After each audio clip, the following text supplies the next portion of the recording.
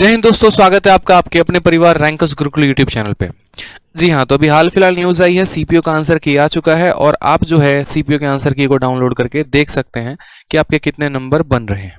अब सबसे पहली बात यहाँ पर आती है कि उन लोगों की दिल की धड़कनें बहुत ज़्यादा तेज हो गई होंगी जिनका सीजीएल का पेपर है। बहुत ज़्यादा यूट्यूब पर कमेंट आ रहा था कि सर सीजीएल के लिए लास्ट 15 डेज की स्ट्रेटजी बताइए कि सर सीजीएल में लास्ट 15 डेज की तैयारी हम कैसे करें। तो मेरे भाई, अभी सीपीओ के आंसर की आने के बाद आप अपने आप को देख पा रहे होंगे कि आप अभी कितने पानी में हैं और अभी आपको कितना ऊपर जाना है। अभी हम बहुत सारी चीज़ों को तो नहीं कर सकते, लेकिन इस वीडियो में हम लास्ट के कुछ ऐसे टिप्स जानने वाले हैं जो आप 15 दिनों में फॉलो करके अपने मार्क्स को काफ़ी ज़्यादा बढ़ा सकते हैं। ठीक है, तो सबसे पहले बात करते हैं यहाँ पर कि उन 3 बातों को क्या है। तो सबसे पहले देखो, last 15 days strategy to boost one's score by 20% to 30%। देखो, मैं ये तो नहीं बोलूंगा कि आपका स्कोर डबल हो जाएगा, ये भी नहीं बोलूंगा कि आपकी सरकारी नौकरी फिक्स हो जाएगी, लेकिन इतना जरूर होगा कि इन 15 दिनों में अगर चंद बातों का आप ध्यान रखते हैं तो आपका जो स्कोर है वो 20 से 30% बढ़ सकता है। अगर आप कट ऑफ से थोड़ा सा पीछे हैं तो आप कट ऑफ से थोड़ा सा ऊपर जा सकते हैं। क्या क्या वो बातें हैं, ठीक है, वो जानते हैं। तो वीडियो को लास्ट तक देखिएगा, लाइक करिएगा और चैनल को सब्सक्राइब जरूर करिएगा। तो सबसे पहली बात यहाँ पर यह है कि देखो, इन 15 दिनों में आपको क्या करना है। तो सबसे पहला पॉइंट है रिवीजन। मेरे भाई, इस बात को ध्यान रखो कि जो व्यक्ति जितना ज़्यादा किसी भी चीज़ को रिवाइज करता है ना, तो उसको उतनी ज़्यादा ही वो चीज़ें याद होती चली जाती हैं। इसलिए मैं हमेशा कहता हूँ कि मैंने अपने लाइफ में हमेशा ब्रूस ली की टेक्निक फॉलो की है कि ज़रूरी नहीं सफलता प्राप्त करने के लिए या फिर आपको बहुत बड़ा योद्धा होने के लिए 10,000 मूव आते हो। ठीक है, जिस पर्सन ने एक ही मूव को 10,000 बार प्रैक्टिस किया हो वो सबसे बड़ा योद्धा है। तो इसी तरीके से अगर हम यहाँ बात करते हैं तो अभी के समय में आपके पास टोटल काफ़ी ऐसे पॉइंट्स होंगे, जैसे मान लीजिए कि करंट अफेयर हो गया, वोकैबुलरी हो गया, मैथ्स हो गया, इंग्लिश हो गया, आपके जीएस हो गए। अब इन सभी विषय में आपके काफ़ी सारे बुलेट पॉइंट्स भी होंगे, काफ़ी सारे टॉपिक्स भी होंगे जो आपने पढ़ रखा होगा। इनमें से बहुत ऐसे सब्जेक्ट होंगे जिनकी आपने कोचिंग भी ली है, आपने नोट्स भी बनाए हुए हैं। तो अभी के समय में आपको 15 दिन में लास्ट के 15 डेज में कुछ भी नया नहीं पढ़ना है। ठीक है, आपको सिर्फ और सिर्फ मेरे भाई रिवाइज करना है बहुत ही बेहतर तरीके से उन नोट्स को जो आपने पढ़ा है। चाहे आपने कहीं से पेड बैच लेकर पढ़ा है या फिर आपने कहीं से किसी की यूट्यूब क्लासेस से कवर अप किया है या आपने कहीं पर ऑफलाइन कोचिंग ली है, फर्क नहीं पड़ता। फर्क इतना पड़ता है कि आप अपने ही नोट्स को मल्टीपल टाइम्स रिवाइज करिए। इतना जान लीजिए कि सवाल आपके अपने नोट्स से ही आने वाले हैं, चाहे आपका कोई भी सब्जेक्ट क्यों ना हो। ठीक है, दूसरी सबसे बड़ी बात यहाँ पर बात करते हैं कि और रिवीजन के लिए शॉर्ट टाइम पर क्या कर सकते हैं। तो रिवीजन के लिए शॉर्ट टाइम पर अगर मान लीजिए प्रैक्टिस आपको करना है तो यूट्यूब पर हम आपको 50 दिन 50 मैराथन करा रहे हैं। और ना सिर्फ मैथ में 50 दिन 50 मैराथन हो रहा है बल्कि सारे सब्जेक्ट में हो रहा है। तो आप back to back rankers Gurukul YouTube channel पर ये 50 दिन 50 मैराथन सभी सब्जेक्ट का देखकर जरूर जाएं। इससे भी आपको काफ़ी ज़्यादा फायदा होगा। वो कुछ मोस्ट एक्सपेक्टेड क्वेश्चन हो गए, वो कुछ शॉर्ट अप्रोचेज हो गए, वो सभी आप सीख पाएंगे। अब बात करते हैं दूसरे पॉइंट की। तो दूसरा पॉइंट है मेरे भाई आपका मॉक टेस्ट। ठीक है, आपको भी ये बात अच्छे से पता है कि आपको इस समय अभ्यास की सबसे ज़्यादा आवश्यकता है।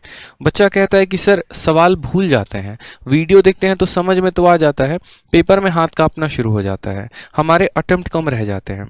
हमारे लिए ऐसा लगता है कि सर मतलब हमें और ज़्यादा समय मिल जाए तो शायद हम सवालों को कर पाएँ।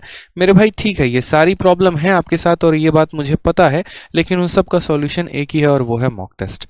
ठीक है, आप जितना ज़्यादा सवालों को लगाएंगे, आप जितना ज़्यादा प्रैक्टिस करेंगे, आप उतना ज़्यादा मेरे भाई धारदार बनते चले जाएंगे। यूँ समझ लीजिए कि आपके एक तरीके से कि हम 2 चाकू खरीद के लेके आते हैं, एक हम आपके घर में रख देते हैं और दूसरा हम जो है मान लीजिए ताज होटल में रख देते हैं। दोनों चाकू का उपयोग हो रहा है, कोई भी ऐसा नहीं है कि हाँ कहीं पे रख दिया गया है। लेकिन घर वाली चाकू को सिर्फ 3 बार यूज़ किया जाता है और जो होटल वाली चाकू है उसको सुबह शाम दिन रात सारा टाइम यूज़ किया जाता है। 10 दिन के बाद अगर आप देखेंगे ना तो जो घर वाली चाकू है वो सिर्फ उंगली काट सकती है, लेकिन होटल वाली चाकू गला काटने के बराबर हो जाएगी। क्यों? क्योंकि जिस चीज़ का अभ्यास जितना ज़्यादा है, जिसको ज़्यादा यूज़ में लेकर आते हैं ना, उसके अंदर शार्पनेस उतनी ज़्यादा बढ़ती है।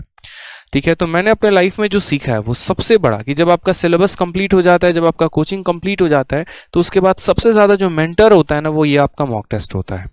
ठीक है, आप मॉक टेस्ट किसी भी कंपनी का ले सकते हैं, सभी बहुत बढ़िया करा रहे हैं, लेकिन मॉक टेस्ट में आप प्रीवियस ईयर के मॉक को देंगे तो सबसे ज़्यादा फायदा होगा। अब रिसेंट 2022 में बहुत पेपर्स हुए हैं, चाहे सीजीएल 2021 देख लीजिए, सीएचएसएल का पेपर देख लीजिए, एमटीएस का पेपर देख लीजिए, डीपी हेड कांस्टेबल का भी पेपर आ गया और सीपीओ का भी पेपर आ गया। ठीक है। इसके अलावा मेंस के भी पेपर्स हो गए। तो सिर्फ और सिर्फ 2022 में जितने भी पेपर्स आपके हुए हैं आप उनके मॉक टेस्ट जरूर लगा कर जाइए, और एक full length mock test minimum तो रखा करिए मेरे भाई। अपने तैयारी के दौरान जब लास्ट टाइम पर हमारा आया था तो कम से कम हम 7-8 मॉक टेस्ट एक एक दिन में दिया करते थे, ठीक है, क्योंकि कुछ पढ़ना होता नहीं था, सभी चीज़ें ऑलमोस्ट रिवाइज ही हो जाती थी। तो मुझे लगता था कि मॉक टेस्ट से बेहतर अप्रोच कुछ हो ही नहीं सकता है।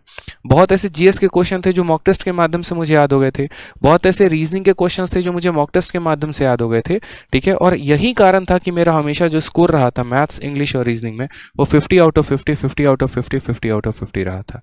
और यही कारण है कि आज मैं एक्साइज इंस्पेक्टर भी सिलेक्टेड हूं सीजीएल के माध्यम से। तो इस बात का ध्यान रखिए। तीसरा जो है वो सबसे महत्वपूर्ण है, वो है ट्रेंड एनालिसिस। यूँ समझ लीजिए कि आपने डॉक्टर के पास गए अपना इलाज कराने, डॉक्टर ने आपको जांच लिख दिया और आप एक्सरे करवा के लेके आके अपने पास रख लिया। तो मेरे भाई वो किसी काम का नहीं है, वो व्यर्थ है। एक्सरे कराना इंपॉर्टेंट नहीं था, एक्सरे करवाने के बाद उसके आधार पर दवा लेना इंपॉर्टेंट था। जस्ट वही बात है, ठीक है, यहाँ पर भी कि मॉक टेस्ट देना ज़्यादा इंपॉर्टेंट नहीं है, मॉक टेस्ट देने के बाद अपने कमियों पर काम करना इंपॉर्टेंट है। बहुत बच्चे ऐसे होते हैं मॉक टेस्ट देते हैं, अरे भाई साहब थक गए यार, अब कुछ और हो ही नहीं पाएगा हमसे, हम तो बहुत ज़्यादा थक गए भाई, ठीक है, थोड़ा चलते हैं, चाय वाय पीते हैं, एकदम उतरेंगे लाइब्रेरी से। मेरे भाई ये हरकतें छोड़ दो, ठीक है। काम नहीं करोगे गलती पे, सिलेक्शन नहीं होने वाला है। मॉक टेस्ट दिया ना, ठीक है, गलती निकली, जीएस में निकला, इंग्लिश में निकला, मैथ्स में निकला, तो काम कौन करेगा? कोई और थोड़ी करेगा, आप ही को काम करना है। तो अपने गलती पर आप ही काम करेंगे, तो उसके लिए आपको क्या करना है कि एक एक पॉइंट को ध्यान रखो। मान लो स्टैटिक जीके का क्वेश्चन गलत हो रहा है, बार बार पहाड़ों के और दर्रे के सवाल गलत कर रहे हो, तो भाई याद करो ना। संविधान के अमेंडमेंट जो है वो गलत कर रहे हो, याद कर लो। कंट्री कैपिटल गलत कर रहे हो, याद कर लो। वोकैबुलरी में कुछ मिस्टेक्स हो रहे हैं, तुरंत सारा प्रीवियस ईयर लपेट डालो। जो पढ़ा है उसी को, नया कुछ भी नहीं, ठीक है। मैथ्स में कहीं पर पर्टिकुलरली किसी चैप्टर में समस्या आ रही है, तुरंत उस चैप्टर को ओपन अप किया और रिवीजन करना शुरू कर दिया। तो इन बातों का स्पेशली ध्यान रखना है आपको, ठीक है। तो रिवीजन के लिए जो मैंने कहा कि सबसे इंपॉर्टेंट है यहाँ पर आपकी अपने नोट्स को और हाईलाइटेड बुकमार्क क्वेश्चन को रिवाइज करिए, और बहुत ही शानदार तरीके से। जो भी मॉक टेस्ट देते वक्त बुकमार्क क्वेश्चन थे उनको आपको रिवाइज करना है, और जो भी हाईलाइटेड सवाल थे जिनको आपने किताबों में और अपने नोट्स में हाईलाइट कर रखा था उनको बार बार रिवाइज करके जाइए जहाँ पर आपको कन्फ्यूजन होता है। साथ में अगर हम बात करते हैं तो जो कैलकुलेशन वैल्यूज हो गए, जैसे मान लीजिए आपको स्क्वायर निकालना हो गया, क्यूब निकालना हो गया, √10 तक के वैल्यूज हो गए, √1, √2, √3, √4 ऐसे करके, ठीक है। कुछ पर्टिकुलरली 20 तक के क्यूब, 20 तक के स्क्वायर, तो ये सभी जो चीज़ है उनको रिवाइज करके जाइए, ठीक है। पेपर में अगर आप इनमें कंफर्म नहीं होंगे तो शायद 2 नंबर लाने के चक्कर में 2.5 नंबर आप गंवा के चले आएंगे। इसके अलावा अगर हम बात करते हैं यहाँ पर, तो एडवांस मैथ में कई सारे आइडेंटिटी होते हैं, कई सारे आपके थ्योरम्स होते हैं, वो भी आपको ध्यान रख के जाना है। स्पेशली अलजेब्रा में कई सारे फॉर्मूले हैं, आपको उनको ध्यान रखना है। ज्योमेट्री में कई सारे आइडेंटिटी हैं, आपको उनको ध्यान रखना है। और इसको रिवाइज करने के लिए आप ब्रह्मास्त्र से पढ़कर जा सकते हैं। ब्रह्मास्त्र जो कि मैथ्स की फॉर्मूला बुक है, उसमें मैंने एक एक बात बहुत ही डिटेल में बता रखा है, तो आपको उससे जानने की काफ़ी ज़्यादा हेल्प मिलेगा। ये बुक बनाई ही गई थी ताकि बच्चे को लास्ट टाइम रिवीजन में काफ़ी ज़्यादा हेल्प मिल सके। और अभी इसकी पीडीएफ से अगर आप पढ़ना चाहें तो पीडीएफ से भी पढ़ सकते हैं, हमारे टेलीग्राम और एप्लीकेशन पर है। और अगर आप बुक मंगाना चाहें तो अमेजन फ्लिपकार्ट से भी ऑनलाइन मंगाकर पढ़ सकते हैं, ठीक है। नेक्स्ट बात, जैसे कि मैंने आपसे कहा मॉक टेस्ट के लिए, तो मेरे भाई मॉक टेस्ट आपको देना है और एटलीस्ट एक मॉक टेस्ट देना है डेली का डेली, ठीक है। ये आपके लिए काफ़ी ज़्यादा फायदेमंद करने वाला है। मैथ्स में अगर आप प्रैक्टिस करना चाहते हैं तो मैथ्स के आप सेक्शनल मॉक भी दिया करो, ये भी आपको काफ़ी ज़्यादा फायदा करेगा। और जो थर्ड पॉइंट हमने लिखा है वो बहुत महत्वपूर्ण लिखा है। देखिए, जैसे कि आपका एडमिट कार्ड आपको मिल जाता है और आपको पता चल जाता है कि आपका पेपर किस समय से किस समय में होने वाला है, तो कोशिश करिएगा कि उस समय में आप पक्का मॉक टेस्ट दीजिए, ये आपको बहुत ज़्यादा फायदा करेगा। मान लीजिए कि पेपर 11 बजे से और आप मॉक टेस्ट लगाते हैं रात के 8 बजे, कोई फायदा नहीं होने वाला है। अपने शेड्यूल टाइम पर अगर आप मॉक लगाएंगे ना, तो वो जाकर पेपर में आपका मेंटलिटी थोड़ा सा डेवलप होगा उसी के आधार पर, और उसके आधार पर थोड़ा सा आपको एज मिलेगा पेपर देने में और फायदा होगा। साथ में मॉक का अपना ऑर्डर मत बदलिएगा। जिस ऑर्डर में अभी आप मॉक दे रहे हैं, जैसे मान लीजिए कि पहले आप इंग्लिश को, फिर जीएस को, फिर मैथ को, फिर रीजनिंग को अटेम्प्ट करते हैं, तो आप उसी आधार पर मॉक टेस्ट को अटेम्प्ट करिएगा। अपने ऑर्डर ऑफ अटेम्प्ट को वहां पर नहीं बदलना है, ठीक है। चलिए, और नेक्स्ट जो बात हमने आपके लिए एनालिसिस के लिए की थी, तो वो एनालिसिस के लिए जो है अभी सबसे पहले कि अब तो सर प्रीवियस ईयर इतना ज़्यादा है, कौन सा वाला पेपर हमारे लिए सबसे इंपॉर्टेंट रहेगा। हम लोग 50 दिन 50 मैराथन भी देख रहे हैं, हमने अपने नोट्स को भी रिवाइज कर लिया, कुछ अगर हमें नया करना है तो क्या करके जाएं। तो अभी मेरे भाई रिसेंट में सबसे तगड़ा पूछा गया था आपको, यहाँ पर गौर से देख लीजिए, ठीक है। ये जो सवाल आपका है, डीपी हेड कांस्टेबल का जो पेपर हुआ है बहुत ही प्यारा, बहुत ही लवली पेपर हुआ है। ठीक है, 24 सेट इसके अंदर मेरे भाई आए हैं और ये 24 के 24 सेट गदर हैं। चाहे आप मैथ्स की बात कर लो, इंग्लिश की बात कर लो या अदर सब्जेक्ट की भी बात कर लो, तो इसीलिए डीपी हेड कांस्टेबल के जितने भी पेपर हो गए वो सारे के सारे आप लगा कर जाना। सीपीओ का भी आंसर की आ चुका है, तो सीपीओ के भी पूरे 9 सेट के सभी सवालों को सॉल्व करके जाना। किसी भी सिचुएशन में इनको तो खत्म करना ही करना है आपको। अब वो आप अपना टारगेट बना लो, आप अपना रूटीन बना लो और उसके आधार पर आप इन्हें खत्म करो। इनकी पीडीएफ हम टेलीग्राम पर, रैंकस गुरुकुल और मैथ्स बाई आदित्य रंजन, दोनों टेलीग्राम पर इसकी पीडीएफ हम डलवा दिए हैं, तो आप वहां से भी डाउनलोड करके मेरे भाई पढ़ सकते हैं। ठीक है, तो इन छोटी छोटी बातों का ध्यान रखें। अगर इन बातों का आप ध्यान रख रहे हैं तो मेरे भाई जरूर सफलता मिलेगी आपको।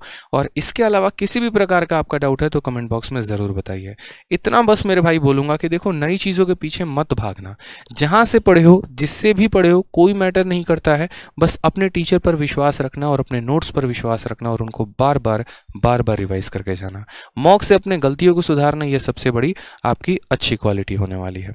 ठीक है, तो इस बात का ध्यान रखिए। बाकी किसी भी तरह की और भी कोई परेशानी है कमेंट में बताइए, आपका भाई आपके लिए खड़ा है। ठीक है, जय हिंद, धन्यवाद। और वीडियो को लाइक और चैनल को सब्सक्राइब जरूर करिएगा।